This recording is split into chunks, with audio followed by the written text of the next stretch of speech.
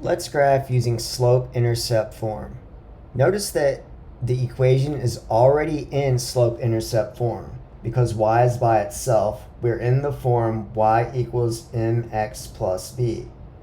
So in this case, we can see that the slope m is 2/3 and the y-intercept is -1. Or we can think of that as the coordinate 0, -1.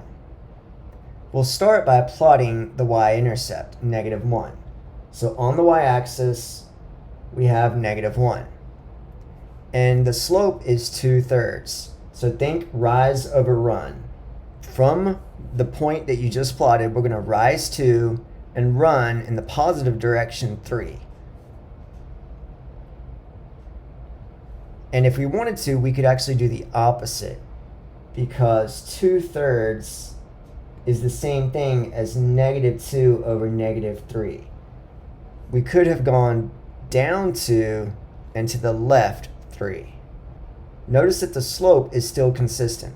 Rise 2, run 3. Rise 2, run 3. Play connect the dots.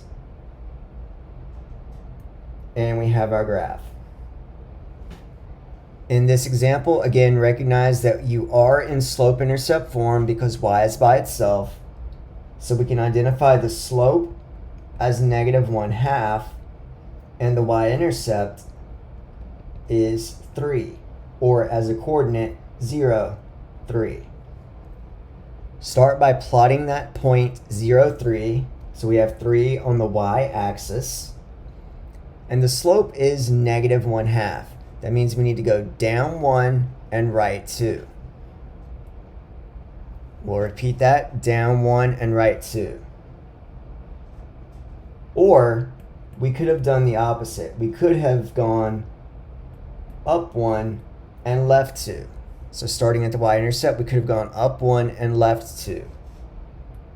Notice that the slope is still consistent. Down 1, right 2, down 1, right 2, and so on. Play connect the dots. And we now have our graph.